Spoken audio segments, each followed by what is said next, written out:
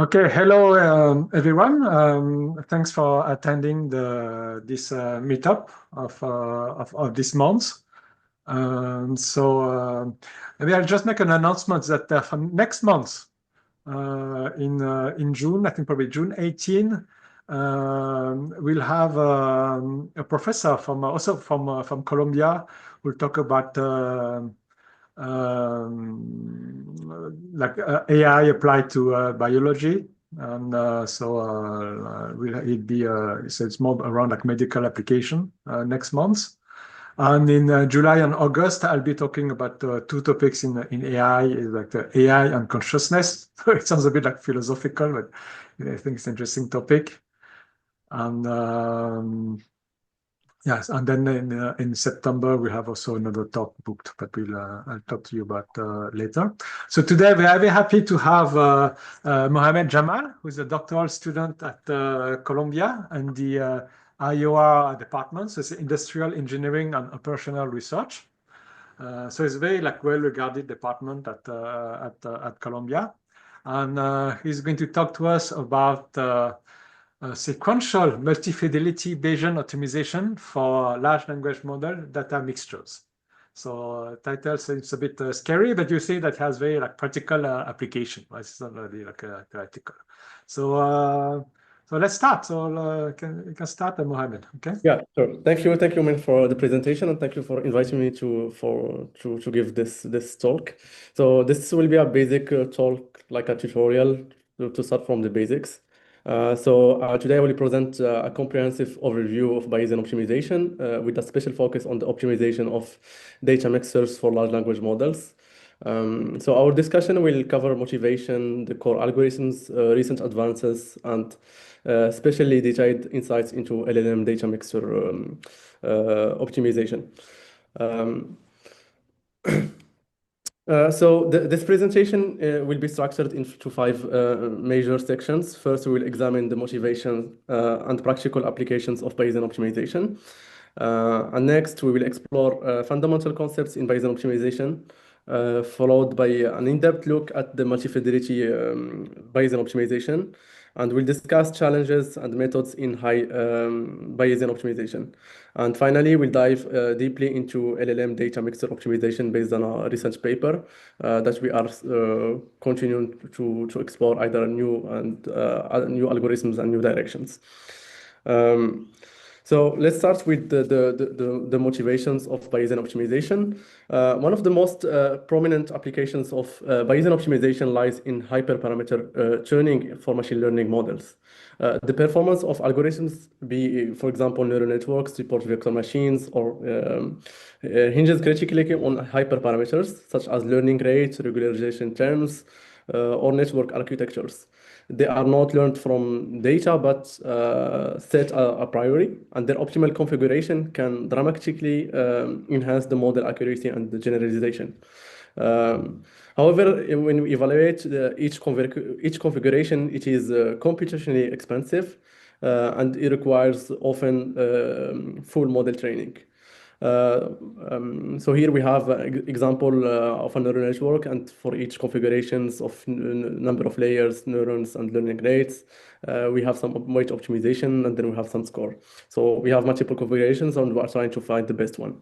And we're going to explore Bayesian optimization that offers an elegant solution by intelligently navigating the hyperparameter space and minimizing the number of costly evaluations needed to identify the best settings. So the efficiency here stems from the ability to model the performance landscape and prioritize promising region at team that will explore closeness. The traditional hyperparameters for tuning, so there are two now techniques that we consider here, the grid search and the random search. Basically, in grid search, we create a list of values for each parameter and consider all possible combinations of these values. And then evaluate the model and choose the best parameters. While in the random search, we randomly select a parameter to evaluate. So basically, in random search, we sample configurations randomly, offering this greater efficiency, but But demonstrate that random search it can outperform grid search in high dimensional spaces, specifically when the budget is limited. But the Bayesian optimization it overcomes the limitations by modeling the objective function, and guiding the search. A distinction that we'll visualize next of these three methods. So here we have the grid search against the random search and the Bayesian optimization. So in the first ones, we failed to localize the optimal solution, while somehow in the Bayesian optimization technique, we are able to find this best configuration. Let's consider another example of traditional alloy development. This is a typical example in material sciences called like alloy deployment. So we consider a composition vector that yields the strength y, and the objective is to find the best combination x for the highest strength y. So in that case, Bayesian optimization is applied and streamlines this process by predicting the strength based on prior experiments. By iteratively selecting compositions most likely to improve the performance. Yeah, so Mohammed, so here, so we have aluminum, iron. What is CO? Cobalt? I don't know. Yeah, cobalt. Copper. Yeah. Okay, so the different like metals, you make an alloy. So what is the optimal combination of all these like metals to make it like to maximize the strength, right? Yeah, exactly. Yeah. Okay. Yeah. The question is all about the cost here. So you can evaluate every possible configurations, and the question is how to evaluate next. What is the next combination to evaluate? Traditionally, there is this trial error. Historically, the alloy development it relied on trial error approach, guided by the expert intuition. We have an expert, and he tries to navigate the process.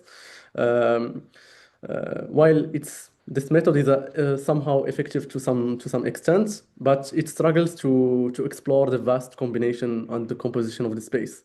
So usually in that case, using only the expert knowledge, we miss the optimal solutions because we rely on only on human heuristics rather than a structured search in this space. And in that case, the only one experiments in that trial error, it costs like thousands of dollars. So here we are dealing with expensive evaluations, expensive of black box functions. So that's expensive either in cost or in time. So it can cost sometimes billions of dollars as we see in training large language models. Another example is tuning websites. So we have also applications in digital design, tuning websites to maximize user engagement while measured by signups, downloads, or purchases. So each iteration, it requires deploying a variant and collecting user data. This is a process that is time consuming and it takes a lot of resources. So in that case, sometimes we use Bayesian optimization to optimize this by suggesting design changes based on some prior feedback. So we use the feedback of the previous evaluations to inform about the next evaluation. Another example is in gene optimization. So in biotechnology, the Bayesian optimization adds gene optimization for protein production. Here we have the mammalians cells serve as factories engineered with DNA, synthetic DNA to produce valuable proteins. But the challenge is to tune genetic sequences to maximize the cell's efficiency. So the question is how to optimize genes to best enable the cell factory to operate most efficiently. So a process here where each lab experiment in that case is costly and slow. And sometimes we use Bayesian optimization that provides promising solutions. I think I missed this slide. Maybe it should have done it before. Yeah. So here we have we deal with the time and the cost. One alloy testing it costs exactly 1 day and $100. So if we do a lot of experiments, it takes thousands of dollars. And even with 100 experiments, using only trial error, using expert knowledge cannot get at the optimal solution.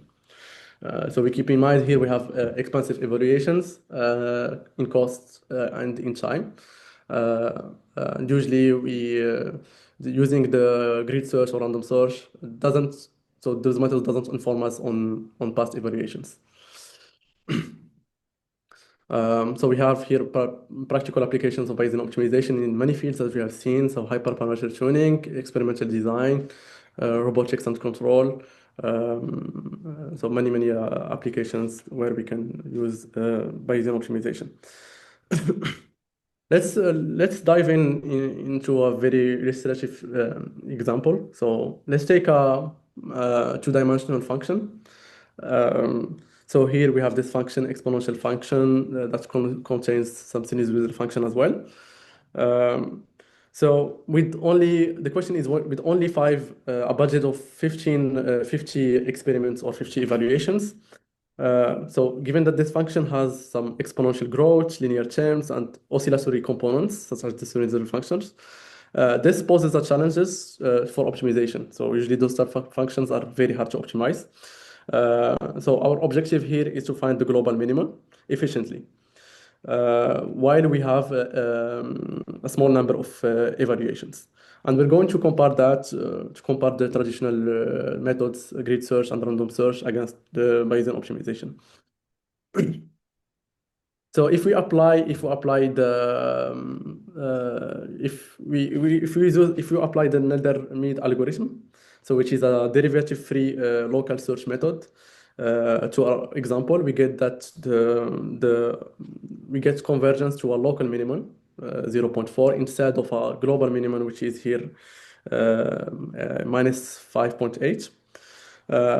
So here in that case, the local search algorithms get stuck in local minimum instead of they get trapped in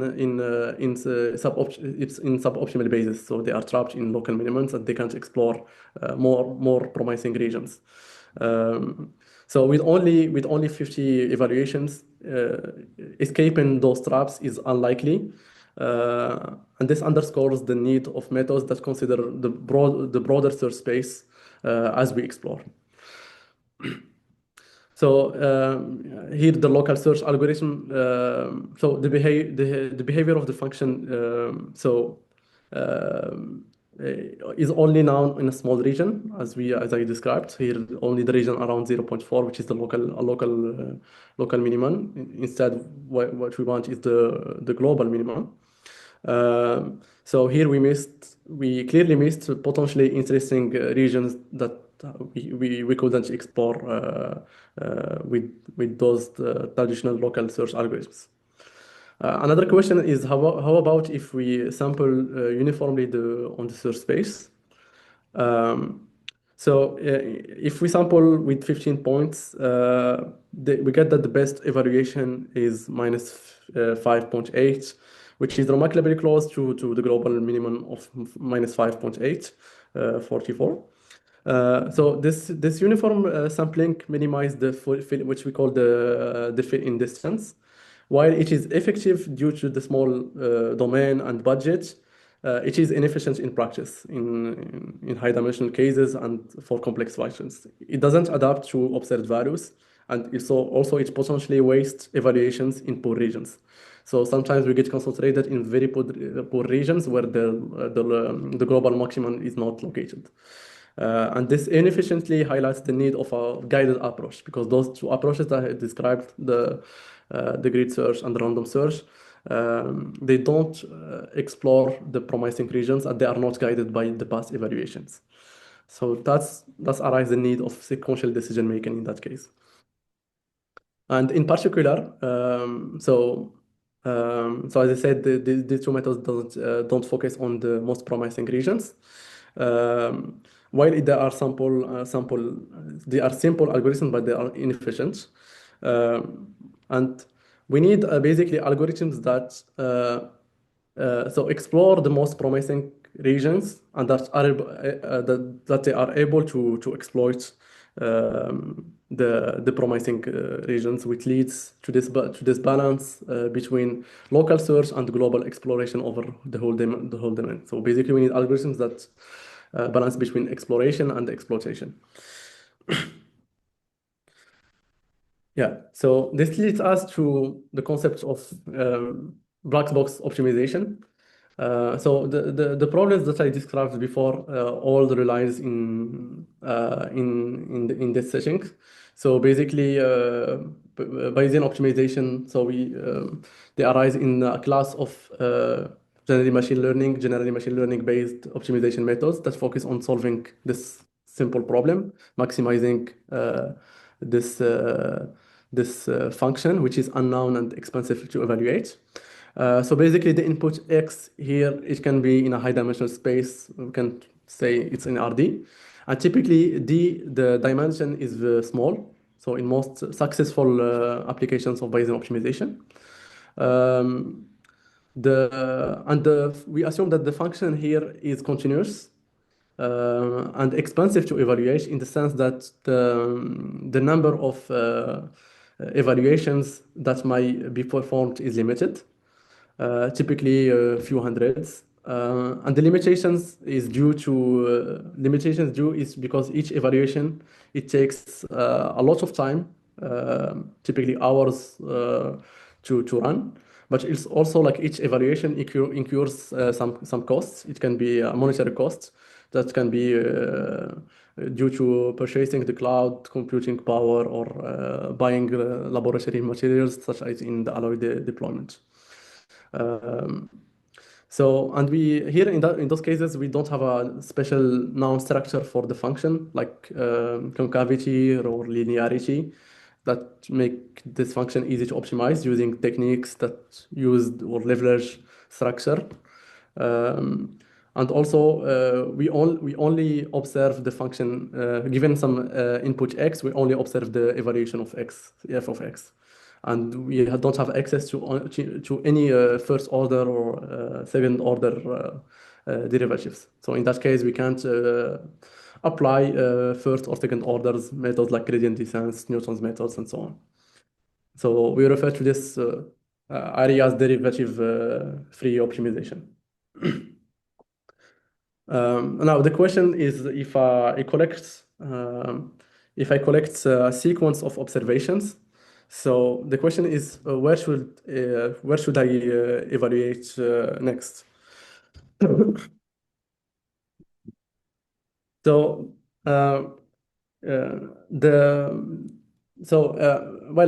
we have a function that is we don't know anything about this function. So basically we need a surrogate model for this function. So instead of optimizing this function, we're going to optimize some auxiliary function. That leads us to the concept of surrogate model in Bayesian optimization, which is very central in this area. Basically, we are trying to approximate the true function by some estimator that reflects our initial beliefs about its behavior. And this surrogate model is based on observed data. So basically, we are going to update this model as new points are evaluated. And we need this model to be surrogate model to be cheap to evaluate, which is crucial in that case. So here we have some observations of some function tree observations, and we have fitted some estimators on this data. So basically, we are fitting some estimators on this data, and then we're going to choose them for the optimization. There are kind of typical surrogate models used in the literature. The most common one is the standard one is the Gaussian process that enables us to have a closed form formula for the posterior updates and the acquisition function computation that I will describe next. There is the random forest supported vector regression, deep neural networks, Bayesian neural networks, depending on the application depending on the need of the application.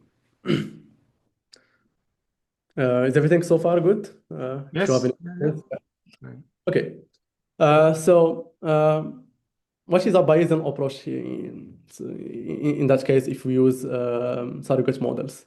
So it is all based on, so if I have a surrogate model, basically I have prior beliefs on my function. And these prior beliefs, once I get new data, once I get new evaluations, I'm going to update my prior to get a procedure, which is based, so in that case, we have used the Bayes formula. We update my prior and we have then posterior beliefs. So once I get new data, then this is a new evidence where I need to look, where I need to update my belief and the surrogate model that I will use to inform about the future predictions. Are there any like constraint on the function? The f, does it have to verify some properties to be able to For apply this? now, yeah, I'm going to talk about constraints. For now, Okay. functions without constraints. But yeah, this is also an interesting question, especially specifically when we deal about safe Bayesian optimization. So basically, in some applications, we need the evaluations to be typically larger than some threshold value or general constraints problems. There are some methods that build on constraints Bayesian optimization. I'm going to describe that later. Yeah. So as I said, the most common surrogate model is the Gaussian process surrogate model. So basically, I'm going to assume that that my functions come from a Gaussian process with some mean and some variance. So this is a probabilistic model. So the mean function, it can be linear or usually taken as a linear function. And we have some covariance function that describes, that encodes the smoothness and the properties of the function. So if we use a smooth kernel, here we have the RBF kernel. If we use a smooth kernel, then that encodes the smoothness of the function f. If we use other type of kernels where the function is not differentiable, then it encodes that as on the function as well. And the importance of this Gaussian process, which is a probabilistic model, basically in any set of observations, in a linear combination of these observations, then we have multivariate distribution. It allows us to have a mean and variance, posterior variance that updates the belief on the function, the posterior mean and posterior variance. So here you see we have a function, have some evaluations. You see in the dark line we have the posterior mean, the GP mean, and the variance that describes where there is the uncertainty on the function, where I need where I have uncertainty on the function. I'm going to describe more this part. So when we assume that your function it comes from a Gaussian process, then basically your posterior given you data, the probabilistic model is a multivariate normal distribution. So we have a closed form formula that encodes this probabilistic model, my belief about the function. So we have the posterior distribution is a multivariate normal with mean and variance, mu and sigma. And the mu the mean is our belief about the function value, and the sigma is our uncertainty. Okay. Why does it hold? So basically, if I take training points and testing points, and I assume that we have a Gaussian process on the function, so then basically if we check this vector, then that yields it yields due to basic algebra to a multivariate normal distribution, where we define here the covariance matrix K of our training points and given also testing points. And then if we check the joint distribution, it's a multivariate normal. So basically, if I assume f comes from a Gaussian process, then the posterior given new data, it's a multivariate normal distribution. So with predictive mean and predictive variance. So this is what you call, the mu is what you call posterior mean, and the sigma is what we call the posterior variance. Okay? So all what I said now is that basically we have a black box function, and I collect some data. I collect evaluations on the functions f and f of x. This is my data. Those are my y's. Y is f of x. I collect data, and each time I collect a new point, and then I update my posterior. And each time, given a new data, so my belief is updated using this predictive mean and predictive variance. Notice that this predictive mean and predictive variance depends on the collected data. So each time is updated. Okay? Any questions so far? So, No, that's good. okay. Yeah, so now we need this concept we need basically a function that is easy to evaluate, that approximates my initial function, and that has this property to explore and exploit. Basically, I need to explore and I need to seek to seek places with high uncertainty or high variance, and exploit basically seek places in the locally or of where you have or basically I need to exploit those new evaluations that I explored in regions with high uncertainty.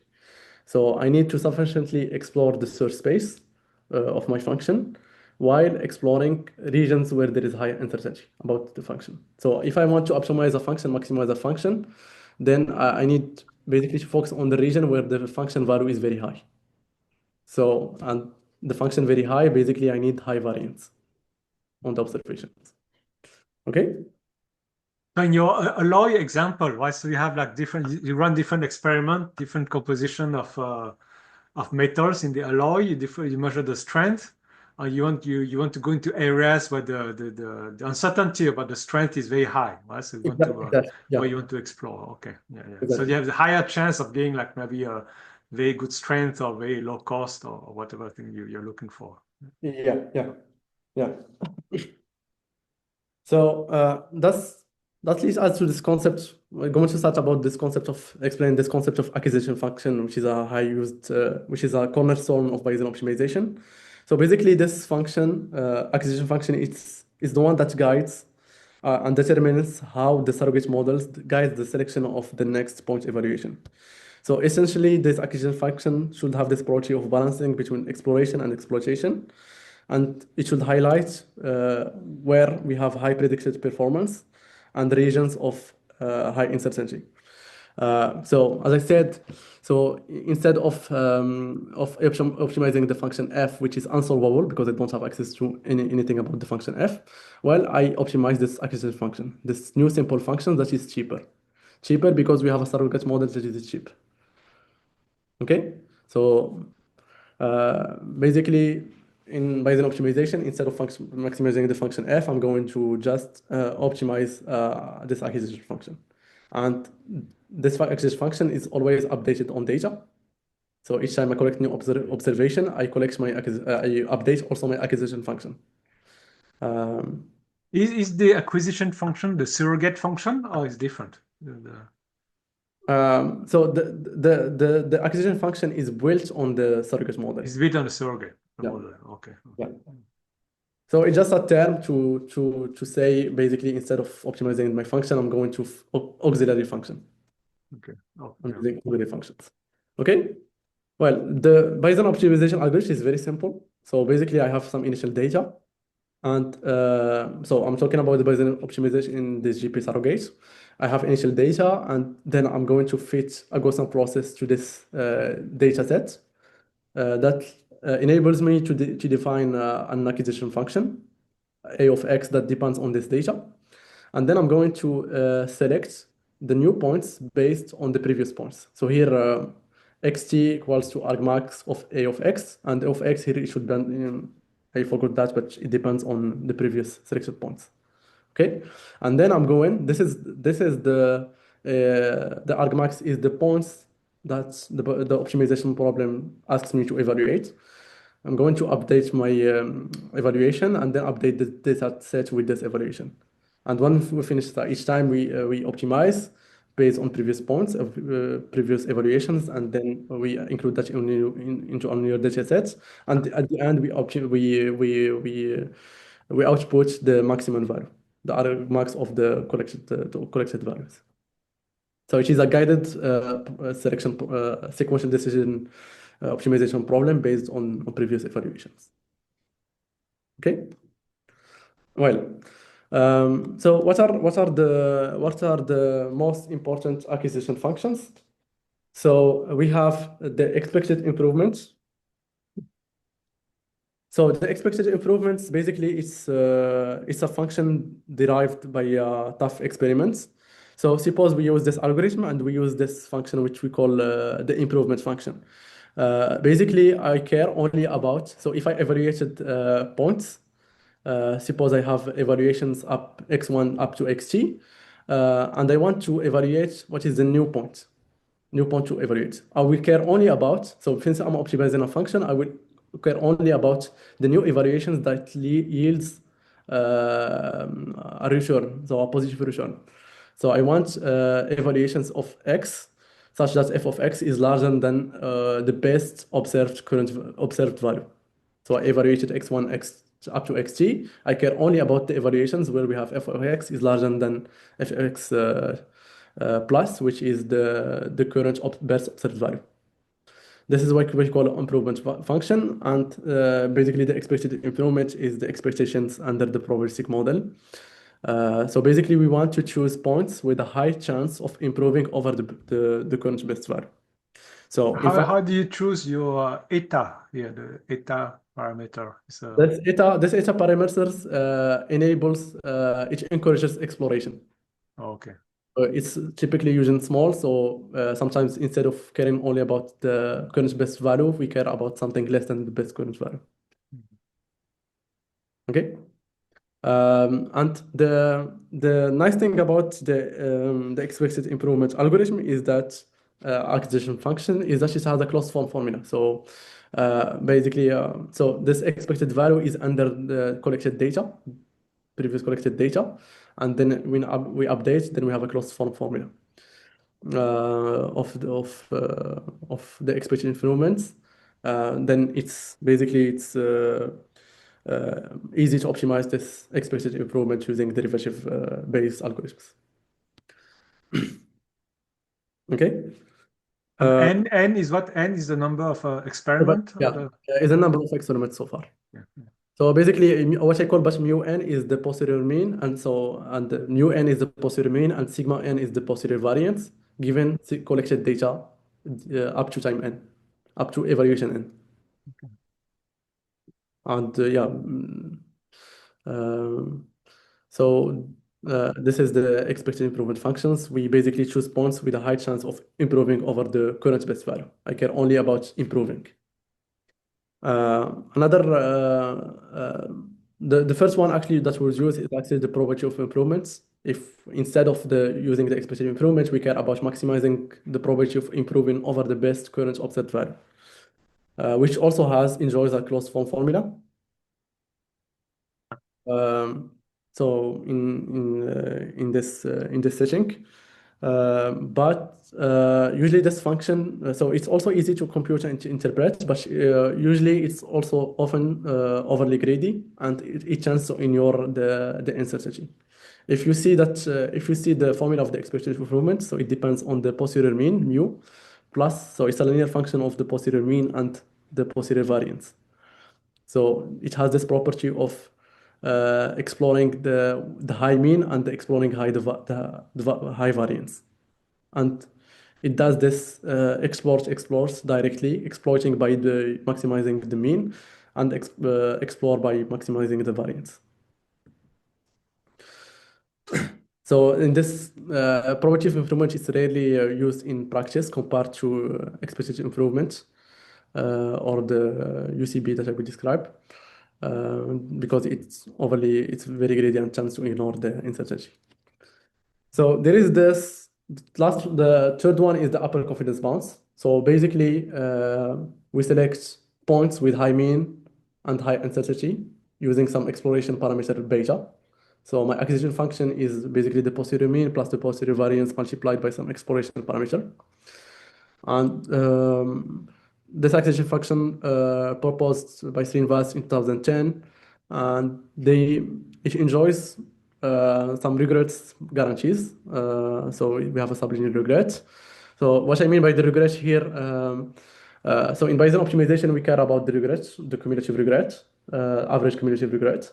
So basically, how far my selected points are far from the true optimal. So Archie basically is the sum of the true maximum minus the evaluation at the selection point xt. And they prove that we have this surrogate bounds uh, with high probability. And the exploration parameter is logarithm in number of evaluations. But they show that in practice, we need only constant exploration parameter. So this is and some we have here some graphs of the average cumulative regrets based on the number of iterations. So we have the mean average regrets and as a function of the number of iterations. Here we have 140 and then 300 of iterations, and then they compare. So they compare the if we use the variance only as acquisition function or the mean only or the UCB bound for different kernel functions. So here the UCB, so you can ask yourself, what if I use only the mean? What if I only use the variance as acquisition function? And I compare them against using both of them. So if I use the var and the mean only, it tends to not explore the high promising regions. Sometimes it do, but most of the times it doesn't. If we use only the var or the mean only. If we use only the var, then we are likely not exploiting the evaluations.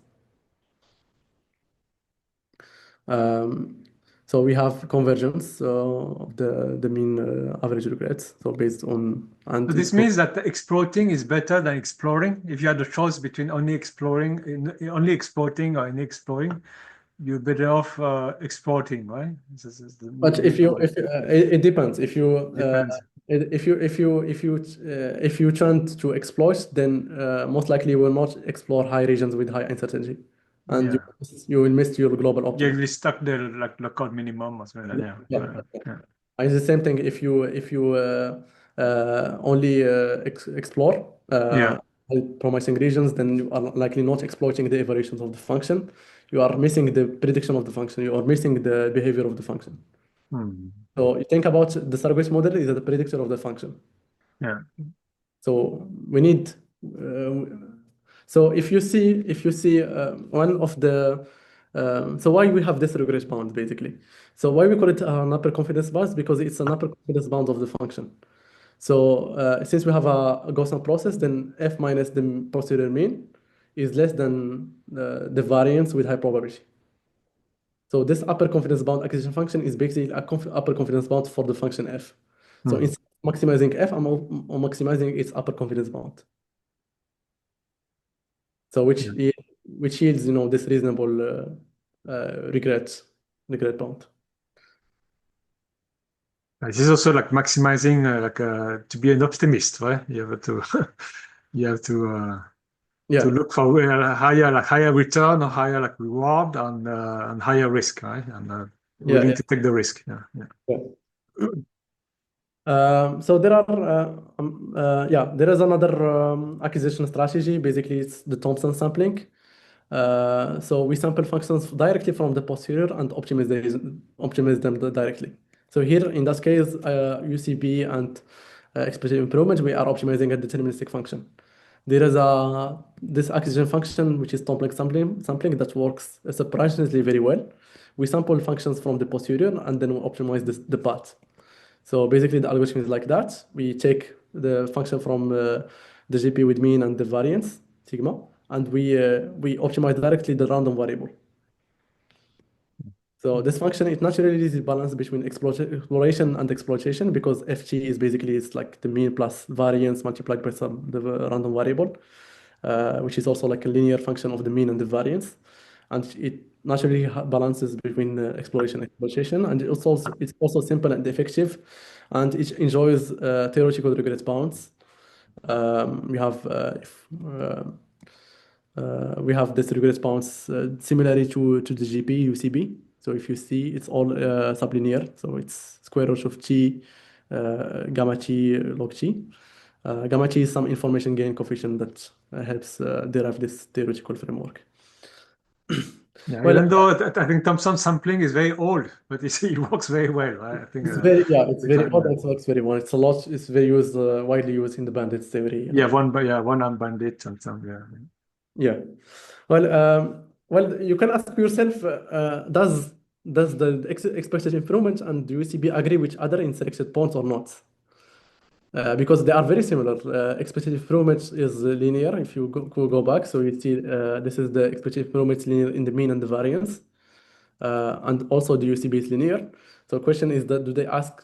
So if we have deterministic observation, do they agree on the selected points or not? Uh, Sometimes yes, sometimes not. We still don't understand when we select almost the same points or when we select different points. Here we selected the same points, but in that case these acquisition function disagree with each other. And if you take different acquisition functions, so UCB, explicit improvement, Thompson sampling, or other types, we basically have wide varieties of selected points. Mm. Uh, if you think about it, those are acquisition functions. There are somehow approximation of the true of the function that we want to optimize. So we update them using data each time. So somehow they help us explore and exploit other regions, and they are sequential, but we don't understand the link between the observations.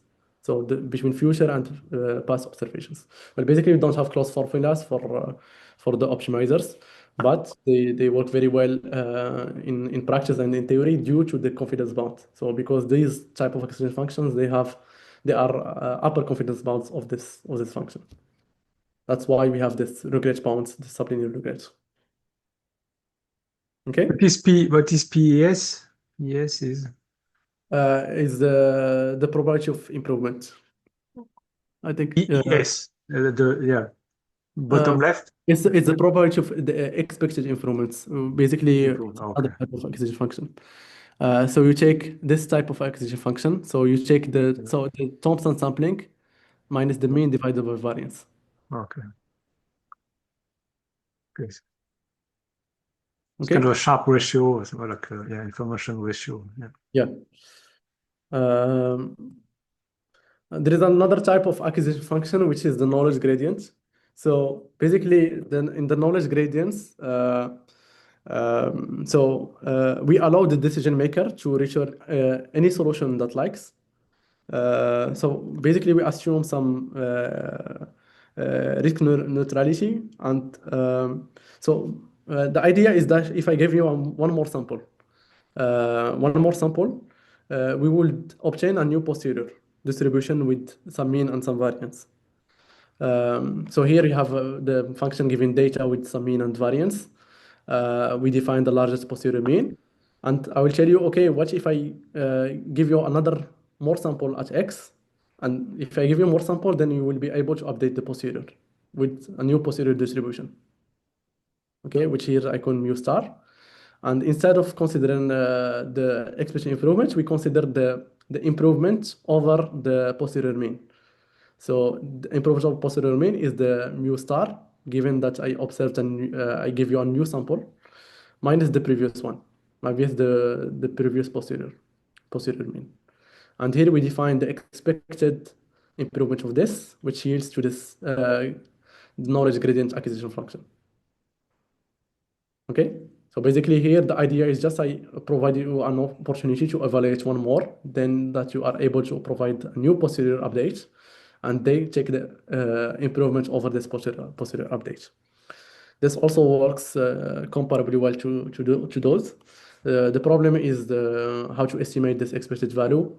There are why it's called the knowledge gradient, because simply if we check the gradient inside the expected value under some conditions, then we are able to optimize this function, either using the Monte Carlo or some gradient descent algorithm. There are other acquisition functions such as the entropy search, predictive entropy search. I'm going to pass by that. Yeah. Well, we dealt so far with the simple optimization problems. Now, the question is what we have.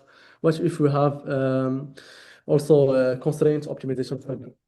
So a lot of optimization problem in practice are subject to some constraints that are also they can be very computationally expensive or intensive to evaluate, time consuming. For example, if we take in control systems, the tuning of PID controllers takes a lot of. So if we aim to optimize the performance indicator while guaranteeing some safety or stability, in some applications we care about the safety. So, but we don't have access to evaluations of the safety constraints, or the safety constraint is very expensive to evaluate. Sorry, what is PID? PID is what? It's the indicator controller Oh, direction control. Okay. in robotics. For robotics. Okay.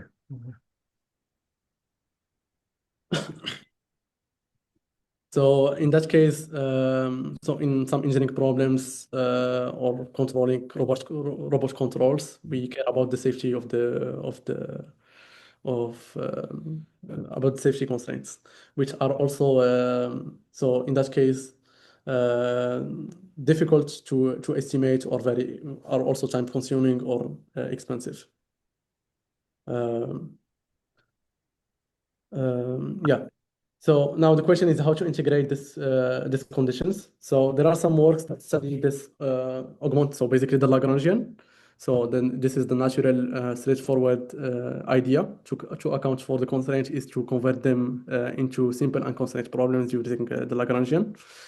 And then we use surrogate models to model this Lagrangian, which we call the augmented Lagrangian directly. And then we use Bayesian optimization on unconstrained problems. Other ideas is basically transform using the expected improvement and then combine it with some feasibility indicator. So basically the constraints will happen if the probability of the constraints happens. And we consider this constraint expected improvement function. So it's the product of the expected improvement function multiplied by the probability of improvement. Okay. There are some, yeah. Okay, concept. I think I'm going to skip directly to. So there are some. Maybe I will. So talk a little bit about for 3 minutes about the multi-fidelity Bayesian optimization. What is multi-fidelity optimization? So in engineering or in some fields of engineering, we have some high fidelity simulations. For example, the ones that are used in structural analysis or aerodynamics design, that they require extensive computational resources. And due to these limitations, the number of feasible high fidelity evaluations is very constrained. And we have basically a framework, it's called multi-fidelity Bayesian optimization that addresses these problems. Basically, by integrating less expensive and lower fidelity models with fewer computational demands, and allow us to solve this type of problems. So basically, the problem is to identify the best configuration using high fidelity evaluations, which are expensive and limited in number. And we have access to T models, F1, Ft, with F1 is the cheapest fidelity model. So think about it, if in time of large language models, basically we have small model scales and larger model scales. It's easier to run small larger model scales than running the larger ones. And the idea is basically to model between the fidelities to inform about the larger ones. And we have different models to model low fidelities, autoregressive models, or hierarchical and recursive models, graphical multi-fidelity Gaussian process. They are all based on the Gaussian process models. So here, for example, we have Bayesian hierarchical model plus some Gaussian process, and so on. Okay, we have also the challenge of the high dimensions. So Bayesian optimization, as we know, it doesn't work very well in high dimensions, unfortunately. And there is a huge active research area that studies this part. One idea is basically instead of optimizing all over this RD, all over the search space, we optimize in low dimensional space. So we embed the space in a smaller one, and we optimize over this smaller space. So There are, typically, it's what, like 3, 4, 5 parameters? I mean, what is but high yeah, dimension? it's more than 10, 15, 12. So it's 10, 10, 15. 15. Oh, okay. Those traditional methods that I described previously, improvement UCB, they works very well under 10 dimensions, Hmm. 5 to 10 dimensions. They are very effective. Uh, yeah.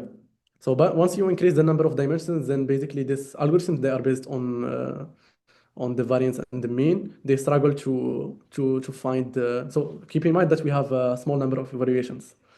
Well, basically we're not able to sample the sparse space effectively because I have a lot of directions to look into, to explore. That's why we struggle in high dimensions. Hmm. Yeah, there are some methods that explore additive Gaussian process models. Basically, if you have some knowledge about the structure of the functions over each dimension, or basically restrict the search to some local region around the current best value. So basically, I'm going to explore local best value regions.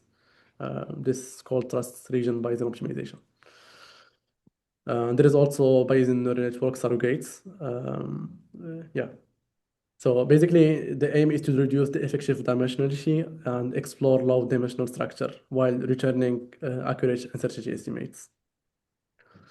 So now let's dive in a little bit about this application of data mixer optimization, the work that we are exploring. So I'm going to present the paper that is already on archive of the previous one that we are trying to improve the algorithms and build on the work. In recent years, large language models, they have revolutionized various fields in artificial intelligence, driving significant advancements in natural language processing, machine translation, agents. We have examples such as GPT, Mistral, that illustrate the impressive capabilities of these models, and they are typically trained on massive data sets involving considerable computational resources. However, the composition and the quality of the training data, which we call an approach called data-centric AI, it has emerged as critical determinants of the model performance. And some research shows that carefully choosing the data compositions can improve the performance. So by using specialized, synthesized model data to achieve comparable results. So for example, we have the Chinese stories that contains 10 million parameter models. It outperforms GPT-2 with 125 million parameters with curated synthetic data. We have also another example. We have the work of Lee that shows that 7 billion model matches Mistral 7 billion with 6 less compute. So the challenge is optimizing data mixtures for diverse domains. Example, healthcare or finance is very computationally expensive, and it lacks the generalized methods. The mixture is like the source of data, right? The type of data you have in your training data, like, Yeah, Wikipedia or this yeah, yeah. Reddit and so on. Yeah. Yeah, basically you use specialized data sets in that case to improve the performance. The scaling laws describe like predictable relationships between the model size and training compute and data size. It's showed that performance improves with increased compute, parameters, and data. There's another work that shows data repetition shows diminishing returns. There's another work that captures this observational scaling laws and predicts performance across benchmarks. But despite all of these, the optimal data mixtures often varies unpredictably across model sizes and computational biases. And simple extrapolation techniques that relies on deterministic assumptions. They fail when we attempt to transfer data mixer strategies from smaller scale experiments to larger scale experiments. So basically, we need a method that is able to optimize data mixers effectively across scales without exhaustive or computationally experimentation. So there are some works that's a lot of couple of works that study this approaches of data mixer optimization. There are some heuristic approaches that try to use some proprietary mixers based on domain expertise. So basically, historically, the researchers they rely on heuristics or empirical methods for data mixer optimization. So we include proprietary mixers developed through domain expertise and heuristics such as Wikipedia upsampling or perplexity guided selection. But these methods they lack the generalization of, and they are tailored to very specifically to some data sets or tasks. And they have poor transferability to domains like healthcare or other niche areas like finance. There is some systematic approaches such as the deterministic extrapolation, where we fit the validation losses as exponential functions, but it has a lot of limitations. So we have this approaches. We have these deterministic methods that requires a lot of data for accurate parameter fitting at some desired scales, at basically larger scales, which makes them very expensive to computationally expensive, and they are practically we have a practical challenge to address them.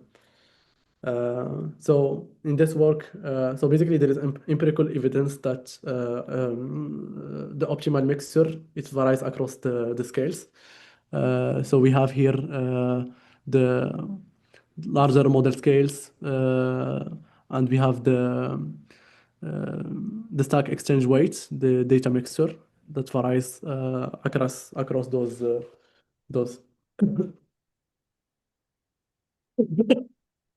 Sorry.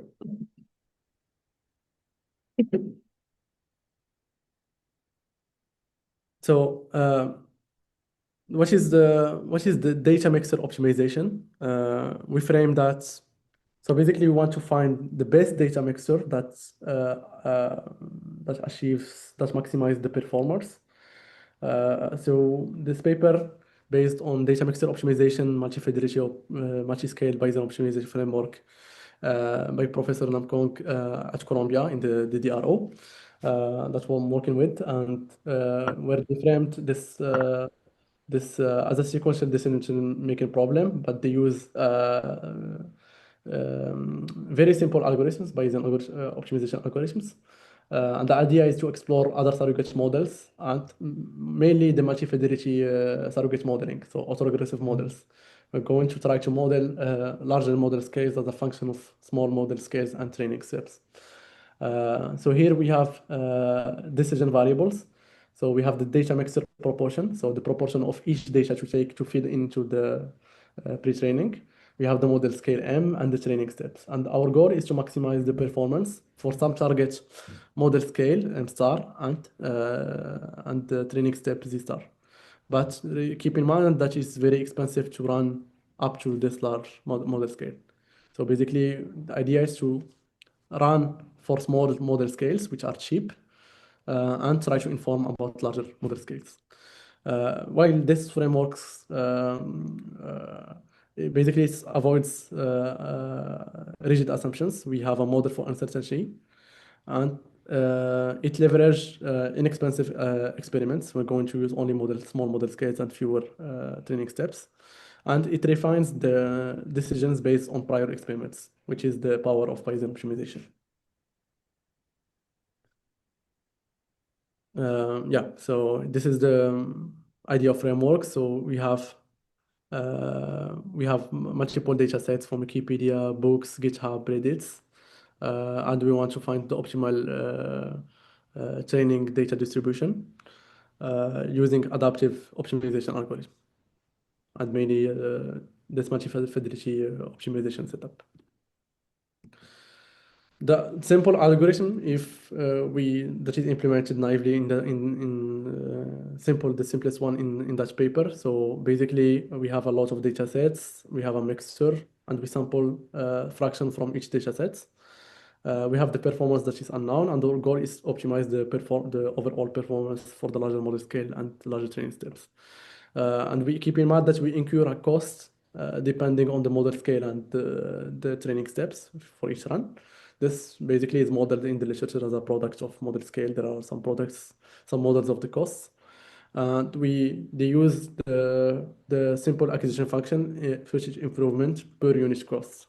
There is also a sequence on work that address cost-aware Bayesian optimization. So basically, when we care about cost, so basically we want to maximize the expected improvement per unit cost, where lambda is the configuration. More specifically, we sample initial configurations, and we optimize the expected improvements for each model scale and training step over the mixture. And we select the next configuration that maximizes the expected improvement per unit costs. And given that, we update the GP posterior. At the end, we return the best data mixture. As an experimental design, we are throwing, so this algorithm is based on this expected improvement. So we are using the same setting where we conduct experiments using large models pre-trained on data sets from the Slim Pajama data sets. So it involves training 472 models with randomly sampled data mixture proportions that covers various scales from 20 billions to up to 1 billion parameters. And we implement Gaussian process models, circuit models, and other type of surrogate models. Yeah, in Olmo, I think Olmo is a totally open source, right? The training code is available, the data and everything, right? Yeah, everything is available on yeah, she's good for the research part. Yeah, so we have this. So basically, if you see this, we have small models and early steps that improve predictions for large models. So here you see the model scale sizes used. E1, E2, like 1 billion parameter runs plus 700 millions and so on, and what is used for the training sets. And you have the improvement of the predictor used over in large model scales. It improves. We have the R-square value of the experiments listed here, and it improves in large model scales. So this experimental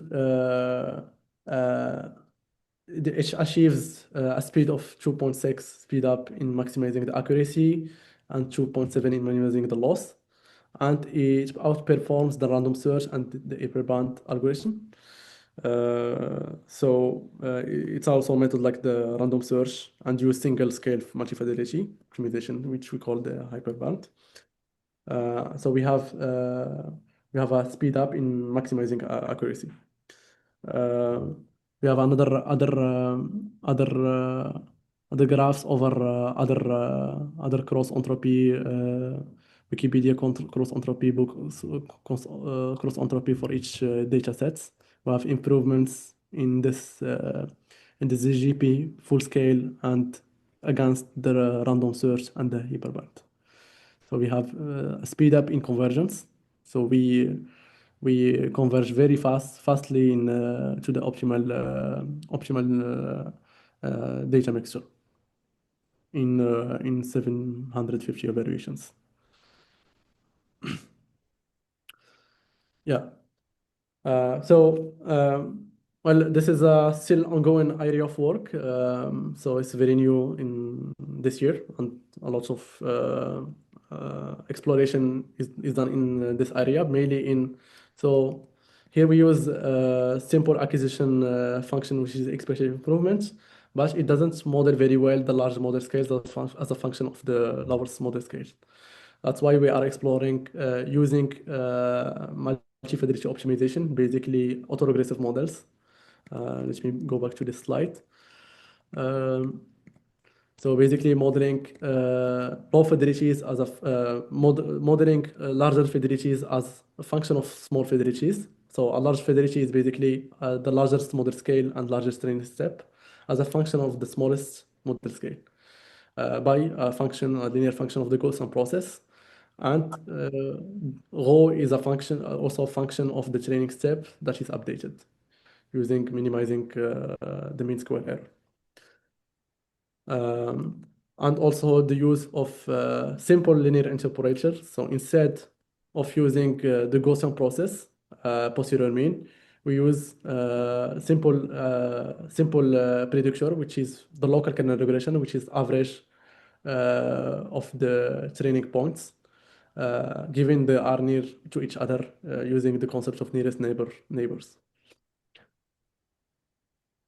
So maybe to conclude on this, so the multi-fidelity this multi-fidelity approach, it presents a robust and principled approach to this challenging problem of optimizing data mixers for large scale large language models that utilize insights from multi-scale experiments and explicitly model the uncertainty.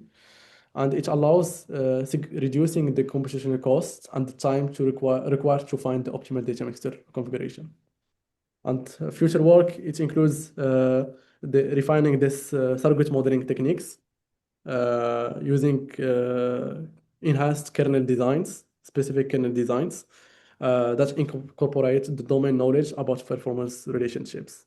And also explore other type of acquisition functions like the gradient, the knowledge gradient that might outperform, actually it outperforms this all these techniques. So yeah, thank you for your attention, and feel free if you have any question. Okay, thank you very much. Are there any questions for Mohammed? And just raise your hand. We'll give you the floor. And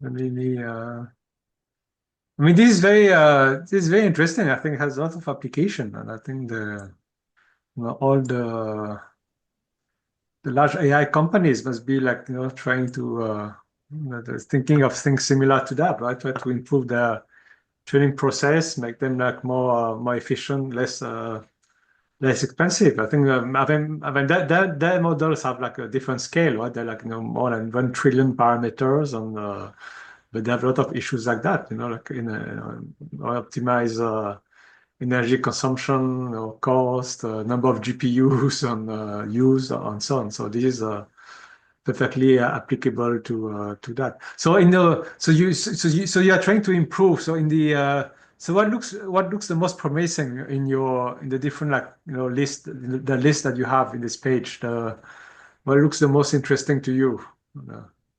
The most interesting, so in the surrogate model, enhancement of enhancement. so using simple, basically simple surrogate models. So if instead of using the posterior mean, Yeah. or the simple predictors such as the local kernel regression, which is a function of the training points. Yes. And also we implemented the algorithms, so using the multi-fidelity and also regressive models. So Yeah. basically, we're going to model large model scales as a function of small model scales. Okay. And we Okay. update, so we update each time we have evaluations of a specific model scale, we have access to all training steps. I'm going to feed that into the Gaussian process. Okay. Very good. Very good. This helps extrapolate between the small and large model scales. Yes. Yeah. Yeah. Okay. Thank you very much. I think that's one the papers you mentioned. You can find them on archive. I think it was published recently. So I encourage you to have a look, and we look forward to your research in the future then. Thank you very much. Okay. So thank you very much, everyone. Thank you, Mohammed. I'll talk to you soon. Okay. Goodbye. Like, Bye all. Bye bye. well,